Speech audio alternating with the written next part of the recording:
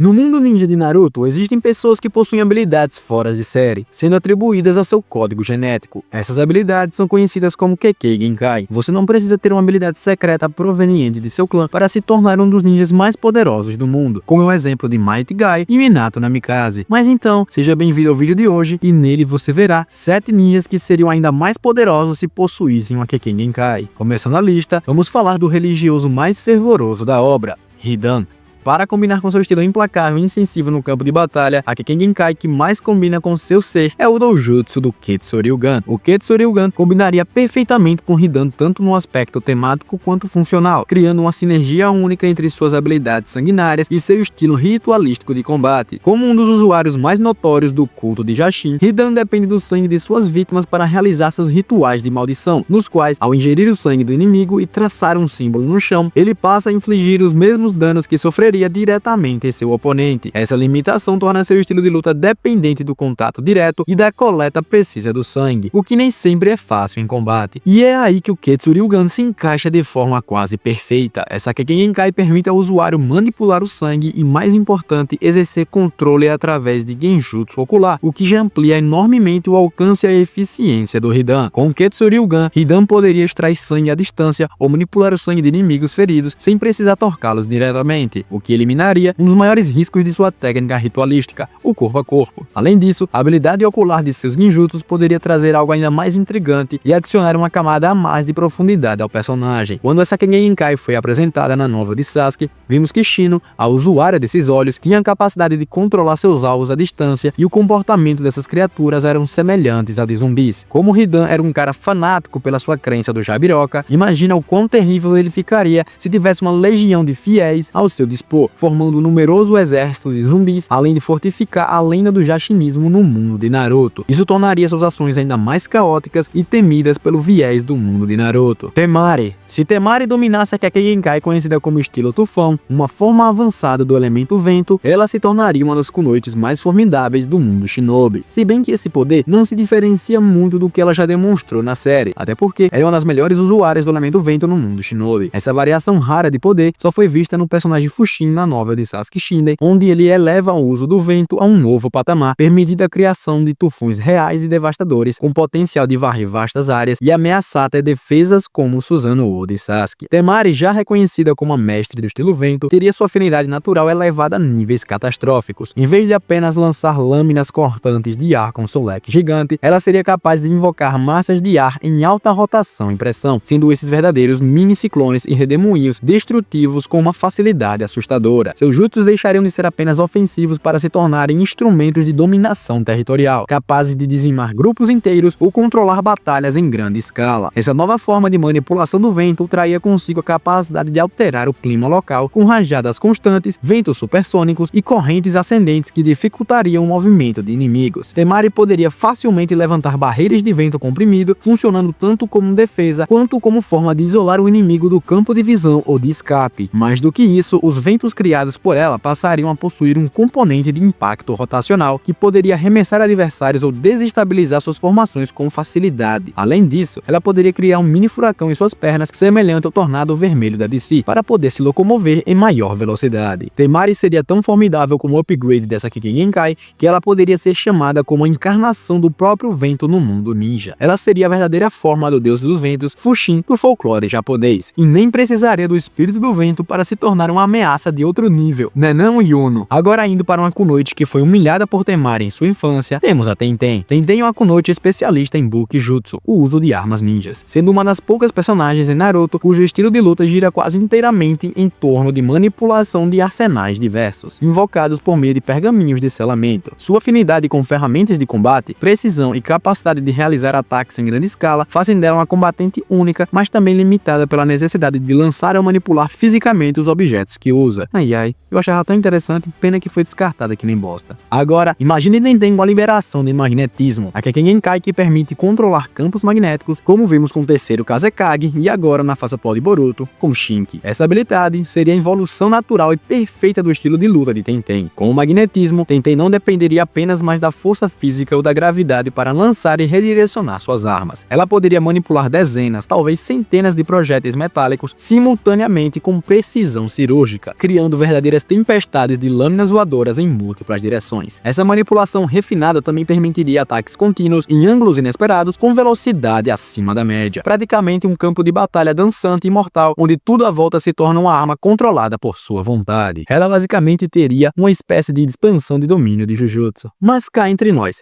este uso da técnica deixaria ela bem obsoleta e seria um mau uso dessa sua habilidade, já que muitas das vezes suas armas são controladas por linhas sem que isso cause o gasto desnecessário de seu chakra. Por isso que sua habilidade magnética não teria o foco em controlar seus projéteis, mas sim revesti-los para aprimorar sua capacidade de perfuração, não temos nenhuma dúvida. Além disso, o magnetismo permitiria que ela criasse poderosas barreiras defensivas de metal que aumentariam as chances dela batalhar de forma mais recuada no campo de batalha. Fora que através da manipulação do magnetismo, todo o campo ao redor poderia ser moldado à sua vontade. Então ela poderia utilizar as invocações de suas armas enquanto iria espalhando o magnetismo no campo de batalha, encurtando cada vez mais o espaço de locomoção de seu adversário para uma emboscada que o deixasse sem saída. Tenten muitas das vezes foi subestimada na série por falta de destaque, e com essa sua nova habilidade, ela teria um salto de poder considerável na escala Shinobi. Rock Lee, o nosso querido sobrancelhudo especialista no punho Zonzo, teria como Kenki Genkai especial a manipulação dos ossos, conhecida como Shikotsu Miyako. Essa habilidade permite ao usuário controlar livremente sua estrutura óssea, retirando ossos do próprio corpo como armas, endurecendo-os como aço e regenerando-os rapidamente e usando-os tanto na ofensiva quanto na defensiva. Agora imagine esse poder das mãos do nosso querido Rock Lee. Ele se tornaria um verdadeiro tanque de guerra. Por conta de sua condição genética, Rock Lee precisou aperfeiçoar a única coisa que lhe restava, o seu físico. Por isso, se dedicou durante tantos anos a melhorar seu taijutsu, a fim de provar ao mundo que o trabalho duro pode sim vencer o dom natural. O tempo passou e para o nível de Genin apresentado no exame Chunin, Lee se mostrou ser uma verdadeira aberração, dominando com tão pouca idade 5 dos 8 portões internos disponíveis. Infelizmente, ele não conseguiu mostrar ao público de que sua tese estava correta, mas conquistou o coração de todo mundo que o viu lutar. Por depender unicamente de taijutsu e não ter acesso a nenhum tipo de ninjutsu ou genjutsu, Lee possui grandes limitações em seu arsenal, como a falta de ataques à distância, escudos defensivos e resistência contra certos tipos de jutsus. Sendo assim, a Kegen Genkai do Shikotsu Miyako eliminaria essas deficiências e ainda mais, elevaria seu taijutsu a um nível insano. Com a manipulação dos ossos, Rock Lee poderia criar lâminas ósseas nos punhos, cotovelos, joelhos e até no próprio pá.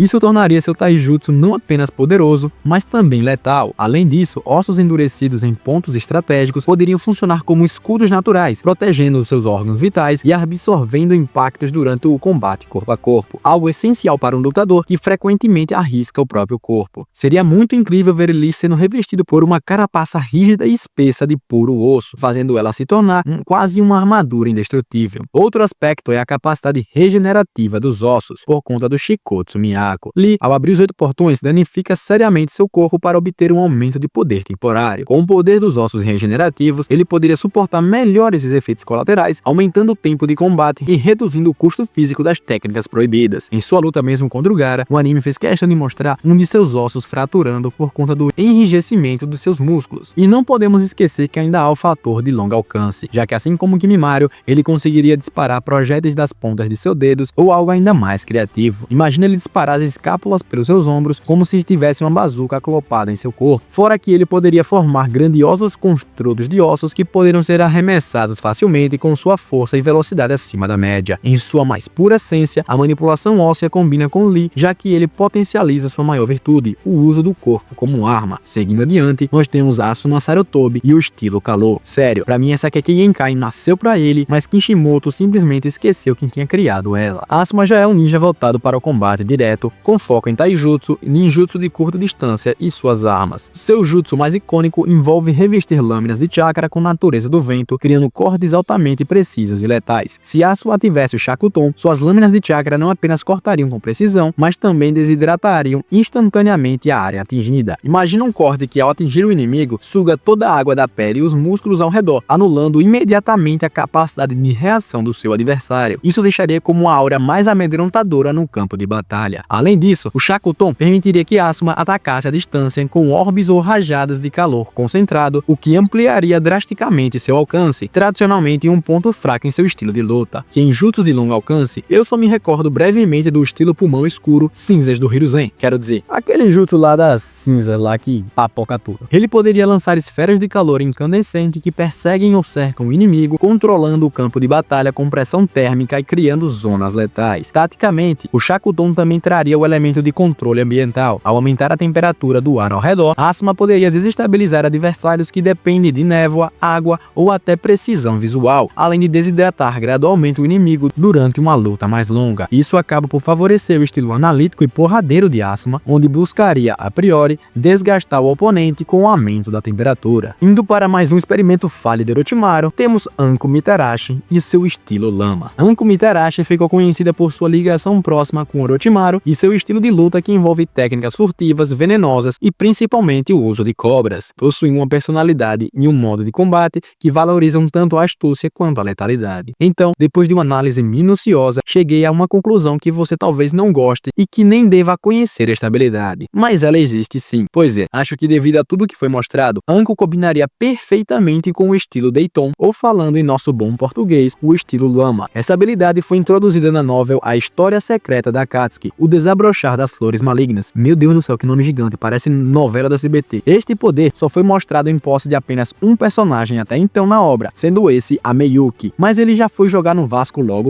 Se quiserem, posso trazer a história dessa novela aqui pro canal, só precisa deixar aí nos comentários. Primeiramente, o estilo Lama permitiria que Anko ampliasse suas técnicas de controle e restrição, assim como suas cobras podem imobilizar e atacar oponentes de maneira sorrateira. A lama gerada pelo Dayton poderia ser usada para prender adversários, limitar seus movimentos e criar armadilhas pegajosas e difíceis de escapar. Imagina ela criar um pequeno campo de lama movediça, onde capturaria seu inimigo e depois que ele não servisse mais, era só deixar a lama fazer o restante do processo. Então sim, essa característica se encaixa perfeitamente no perfil tático de Anko. O estilo Lama não teve muitos jutsus sendo demonstrados, mas ao que parece, cabe à criatividade do usuário em saber como utilizar deste seu poder, já que a Miyuki foi vista utilizando de bonecos de lama, fundação de lama, técnica essa em que consistia converter todo o terreno em questão de lama e esmagou tudo à sua frente. Também teria a parede de lama e por fim o vazio profundo de lama, que funcionava como uma técnica de areia movediça. Então, sendo assim, ela estaria livre para utilizar técnicas de longo alcance que pudessem inibir a visão de seu adversário ou disparar até mesmo projéteis de lama que poderiam se petrificar com o tempo e restringir seu alvo. Na minha concepção, esta habilidade seria uma boa aquisição no arsenal de Anko, que não a transformaria em um monstro no campo de batalha, mas seria uma kunouchi extremamente problemática quando o assunto fosse combates em grupo ou missão de furtividade. Chegando quase ao fim da lista, vamos com Ino e o Dojutsu de Hamaru. Se o Dojutsu de Hamaru fosse incorporado ao arsenal de Ino, se tornaria uma extensão natural das habilidades do clã Yamanaka, potencializando tanto suas técnicas sensoriais quanto seu famoso Shintenshi no Jutsu, ou para o bom português, a técnica da transferência da mente. O alcance visual amplo e longínquo deste Dojutsu poderia complementar perfeitamente o papel suporte e estratégico de Ino. Ela poderia observar o campo de batalha em múltiplas direções, mesmo diante de obstáculos físicos como paredes ou fumaça, garantindo que sua equipe tivesse sempre uma leitura precisa da situação. Isso eliminaria a necessidade de depender exclusivamente de aliados sensores, já que Ino por si só teria a capacidade de monitorar os arredores com enorme eficiência. A visão transpassante, combinada à detecção do fluxo de chakra, seria especialmente útil em sua função de suporte médico e de inteligência. Ino poderia identificar o estado vital de aliados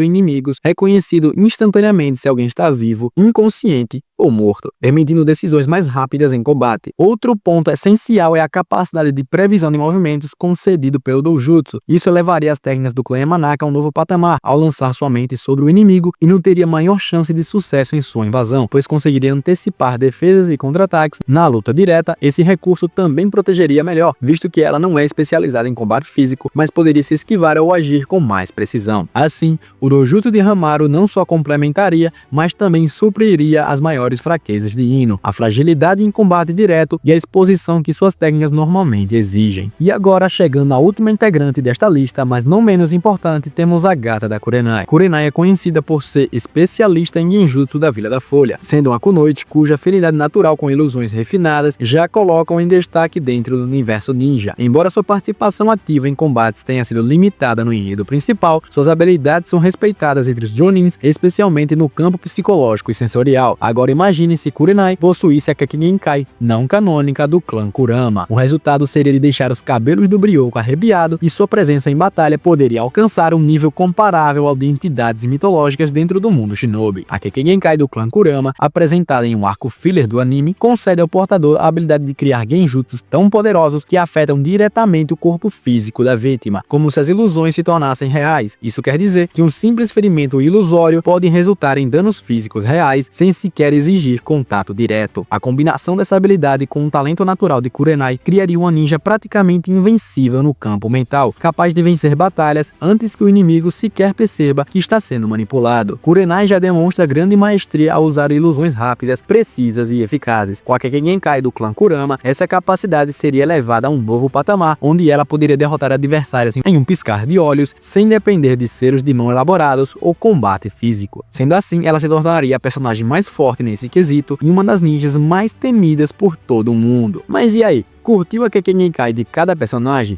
Você também gostaria de vê-los utilizando destes poderes?